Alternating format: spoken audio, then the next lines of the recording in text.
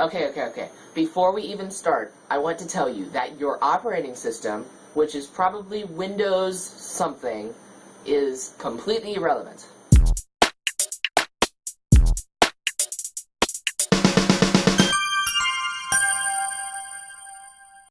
Hey, what's up guys? I'm Jacob Kaufman, I'm Nerd of the Street, and for what I do, I think this video is long overdue. Just a short little video explaining what the main parts of your computer are, how they work together to make your computer do stuff. This actually came up when I was trying to help some people set up their Feed the Beast clients, and I would ask them, what processor you have, and they would respond, Windows 8. And, I mean, the fact that people know what version of Windows they have, I can tell that we're definitely getting an improvement in the general public. Over, a few years ago, I couldn't even, they would say it was Windows, they wouldn't even know what version of Windows they had. So I think we're getting better, but people still don't quite understand what makes a computer good or bad. People are getting ripped off every day because they don't know, how this stuff works, what this stuff is. And I'll definitely go more in depth if you need it, so please comment with any specific questions you have. I'll be happy to make a follow-up video. But what is a computer? First of all, a computer is... I'm deciding if I want to bring my chalkboard over here. Alright, the main part of a computer is the processor, also known as the CPU, stands for Central Processing Unit. This is it's either Intel or AMD, unless you have a Mac from the 90s, and then it's going to be PowerPC. But the processor is one of the most important, definitely the most important thing of your computer. It determines if your computer is a good or bad computer, because the processor is the part of the computer that actually computes things.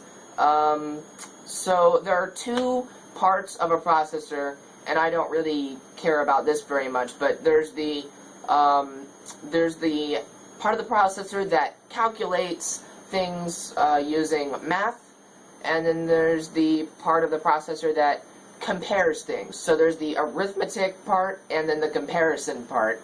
I don't really know how that works. That gets into the nitty-gritty. I learned that in school. But what you actually need to know, what we were not taught in school, is what's written on the box of your processor.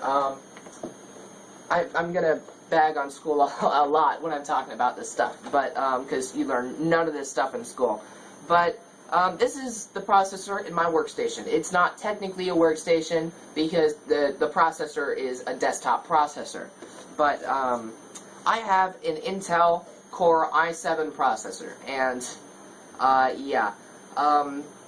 what the stuff on the side of the box says is really what is important.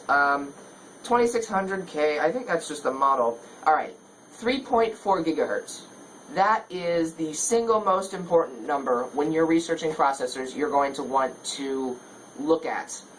Because 3.4 gigahertz is very, very fast, very good. But,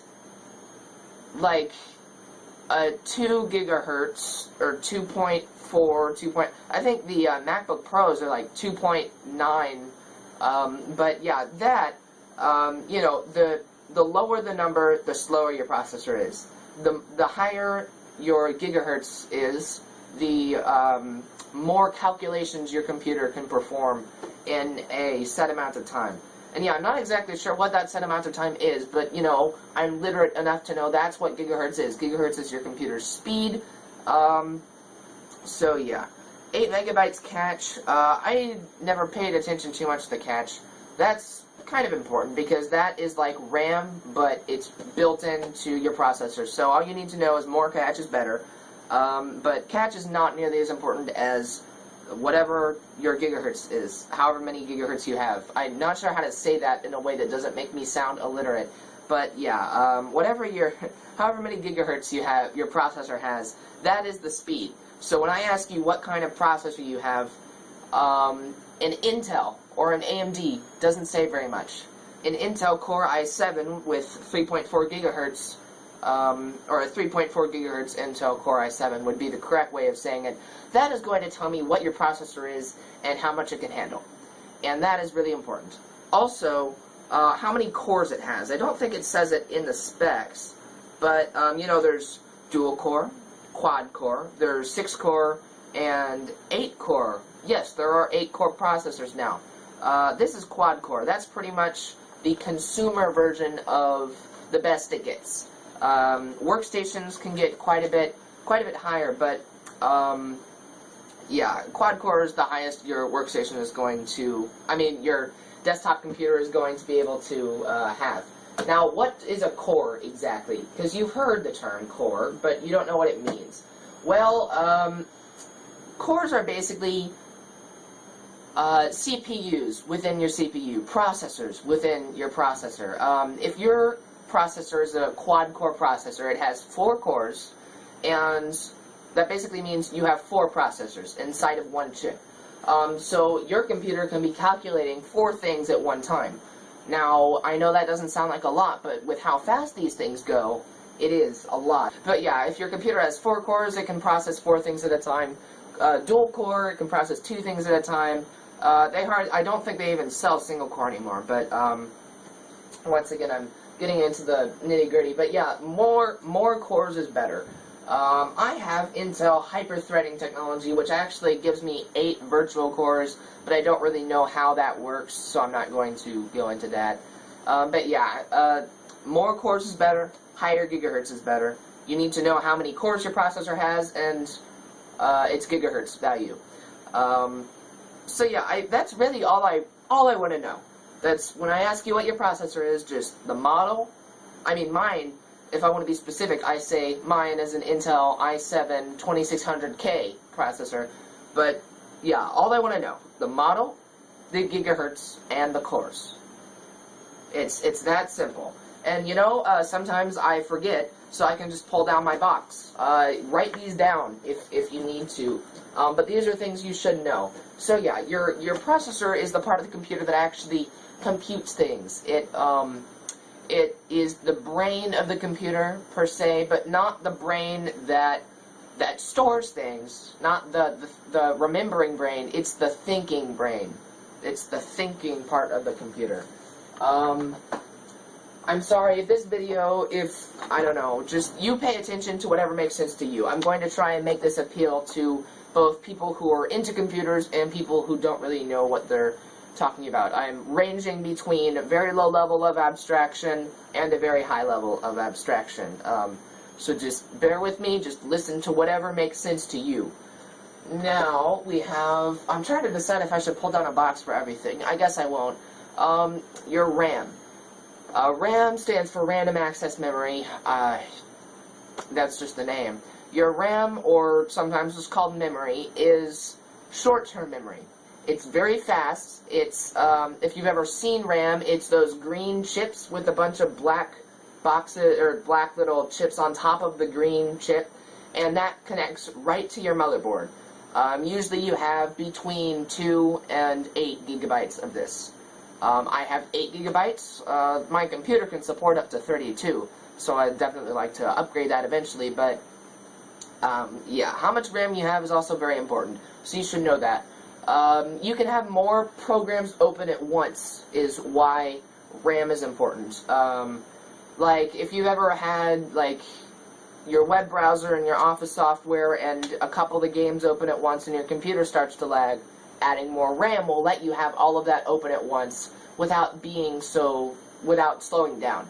Because once your computer runs out of short-term memory, it starts using the long-term memory as short-term memory, but the long-term memory is slower. So that's going to, yeah, slow your entire computer down. So yeah, more RAM, you can have more programs and files open at one time.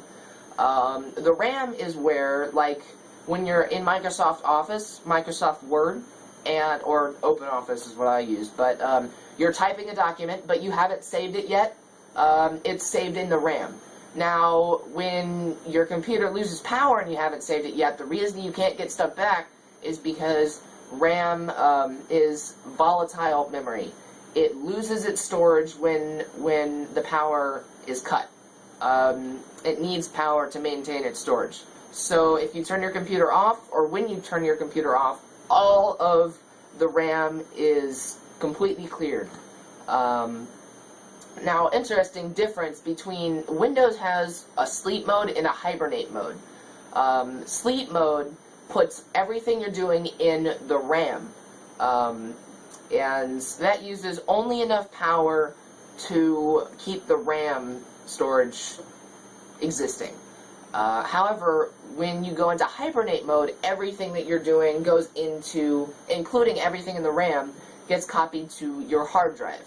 And so that's slower, but your computer completely cuts power. It's not using any power at all. That's the difference between sleep mode and hibernate. So hibernate is completely safe to transport your computer. Like, you can put it in a bag, it won't overheat because it can't turn on. It's completely cut power, it's turned off. Sleep mode, there's still a little bit of power running through it. So yeah, that's just the difference between those. Now, your RAM is your short-term memory once again. So yeah, that is how many things you can be doing at once. It does greatly affect the speed of your computer. Doubling your RAM will probably double your computer's speed. You have to make sure you get the right kind of RAM, but I don't care what kind of RAM you have when I'm asking you. All I want to know is how much you have. And when people say, I don't know, I mean, you can find these things out quite easily. So just know, all you need to know for your RAM is how much RAM you have. I have 2 gigabytes of RAM. I have 4 gigabytes of RAM. I have 8 gigabytes of RAM. That's all you need to know. Next is your storage, usually in the form of a hard drive or a hard disk. And this is your computer's long-term memory. Now, there's also SSDs, which stands for solid-state disks. You see, how a hard drive works is there's a hard disk inside of, the little box. Hang on, I've got this stuff right here to show. Here's a hard drive, and you've probably seen these before. And right here, in this circular part, there is multiple hard disks. And these little arms that start down here go back and forth, and they read and write to and from those disks. Now, hard drives, if you've ever heard an old computer like kind of clicking, hard drives physically etch into the hard disks, the disks that are like glass or metal, I'm not really sure, but they physically etch into these. Because of that, hard drives are only as fast as, they can be etched. And also, all hard drives, if in use, will eventually fail. Your hard drive will die. That's why you need to back up your data. Because your hard drive, if those disks get too thin, then they will break, then you're screwed. Unless you backed up your stuff like I do. Now, yeah, that's how a hard drive works. It's physically etching your data in, and that is your long-term memory. So when you save something to My Documents or to your desktop, all of that, whenever you save something, or when you download something or install something, then it goes onto here, onto your hard drive. Now, I have, to confuse you even further, a solid-state disk.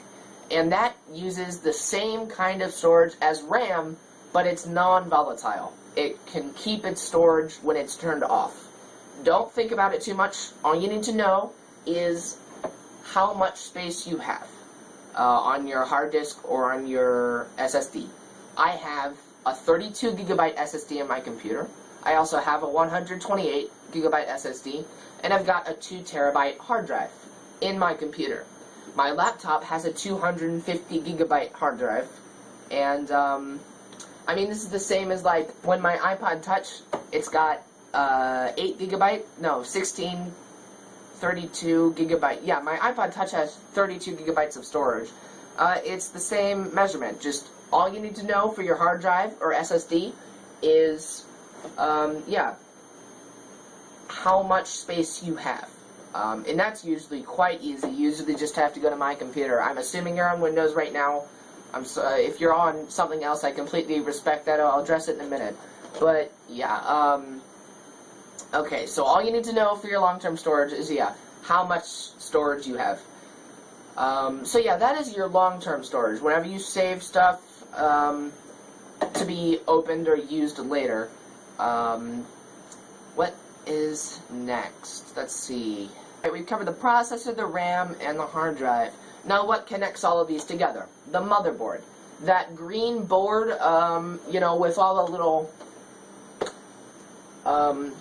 not really, I don't know. If you go to, you know, my channel's main page, youtube.com/nerdonthestreet, and you see that, like, it's like a green or blue or whatever color it is board with, like, a bunch of little things that you don't know really what they are on it. And that's what everything plugs into. Your hard drive or SSD plugs into that. Your RAM goes into it. Your processor should be on it. Like, right on it. Because, yeah, your motherboard or logic board, circuit board, that is what connects everything. It doesn't really, it's the nervous system of your computer. Once again, going right between high level and low levels of abstraction, trying to appeal to a wide range of audiences is kind of hard with technical things, but yeah, your motherboard connects everything together, allows it to communicate, doesn't really think, but yeah. The video card, alright, this is for gamers out there. If you have a separate video card than your processor or motherboard, then you're already pretty good to go. I have got the cheapest video card on Newegg. It was $30. $30. And it's 512 megabytes. Yeah, it's NVIDIA GeForce 8400 GS. Yeah, it's a cheapo depot graphics card. But it's better than nothing. The graphics card is what processes graphics. Sometimes, if you have a dedicated graphics card, then instead of your processor processing the graphics, sometimes those things will go to your graphics card instead, because it can have a graphics processor, sometimes called the GPU. But if you don't have a dedicated graphics card, if you're using integrated graphics, then automatically your game performance goes down. Because, yeah, you don't have a separate graphics processor to handle that load. It's all going through whatever integrated, I mean, the integrated graphics cards are usually lower quality. Now, AMD recently has announced something called an APU, an all-purpose unit. That is a processor and a graphics card in one chip. It's meant to be for cheap gaming, not for, like, high performance. I already know people who have bought these thinking that they were high performance. AMD and ATI was the company that used to make these. AMD bought them out, I think. But AMD makes really good graphics cards. There's AMD graphics cards and there's NVIDIA graphics cards. Those are the two main companies. And AMD makes great graphics cards. But you know what? APUs are not good for gaming. Even though it seems, oh, you know, it's all in the same thing, it's integrated. No, it's smaller, it's just not as powerful. So if you're looking for good gaming, get a really good processor, preferably Intel, because Intel does make better processors, and then get a really good AMD graphics card. Actually, I don't want to say Intel makes better processors, I'm sorry. I can already hear the comments coming in, but yeah. That's just a little bit of insight on graphics cards. Now, like I said, what the graphics card does is, it processes graphics. It puts out when you plug your computer or your monitor in, like your HDMI or VGA or a DVI port into your computer, a graphics processor is sending those signals out to your monitor to actually display things graphically. And that's very, very important, obviously. Because the computer's great, but if you can't see what you're doing, it's not very good to use. So yeah, with your graphics card, what you have to know is if you have integrated graphics or if you have a dedicated graphics card. And if you have a dedicated graphics card, know how much VRAM it has, video RAM. That'll usually be between 512 megabytes and 2 gigabytes. That's all you have to know for that. So just write these things down. Find out how, what's your processor's model, and how many gigahertz is it, and how many cores does it have. Find out how much RAM you have, how much storage you have, and find out if you have a dedicated graphics card or not. Write that stuff down.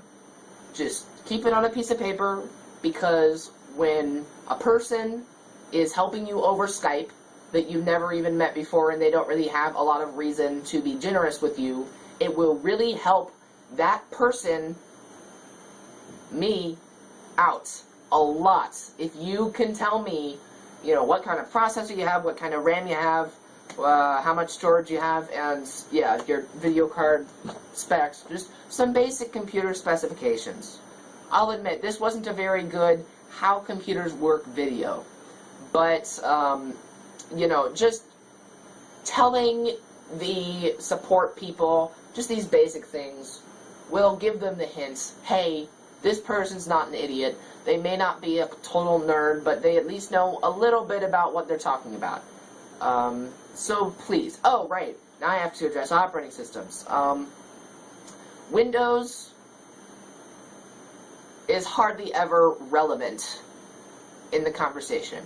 When I'm helping you set up a program, first of all, I'm going to assume you have Windows, so you telling me you have Windows isn't probably going to do a lot of good. Secondly, it just, I don't care what kind of Windows. If you've got Windows Vista, it just tells me you don't know how to upgrade. If you've got Windows 8, it just tells me that you bought your computer recently, because nobody upgrades a desktop to Windows 8 except this idiot here. But if you've got Linux, you know, feel free to say I've got Linux, because then there might be some extra steps you have to take. But, you know, if you've got Windows, it's generally assumed. If you've got a Mac, you can say that too, obviously. And really, I don't judge operating systems. I recognize that all the operating systems have their followers. I like Linux because I like to screw with stuff. I know that you can screw with stuff in Windows and Mac OS. I use Linux. You can use Windows. You can use Mac OS. I don't care as long as you tell me what you have. When it's relevant, because a lot of times it's not. So yeah, just know your computer specs. So yeah, hopefully this will help you. If you need any help figuring this stuff out, I'm on Linux right now. If you're running Linux, you should know this stuff already. But you can look at your computer's help manual, either in paper or online. That's what I'm going to recommend first, is your computer's help manual. Because that will tell you this stuff. I promise, it says it, you just don't pay attention. So just write it down, just the basic stuff that I told you needed to know, not everything. But just, yeah, your computer's manual is pretty much the #1 resource. Also, Windows' system properties thing. If you go to My Computer in Windows 7 and you click System Properties or Properties, then yeah. Yeah, I think if you just, not your hard drive, but just right-click a blank space in My Computer, then it'll take you to System Properties. And that should tell you all of this as well. So yeah, just know what this stuff is, how it works. That'll help your computer helpers out a lot. And yeah, that's really all I wanted to say today. I'm Jacob Kaufman, I'm known on the street, and I will see you later. See ya.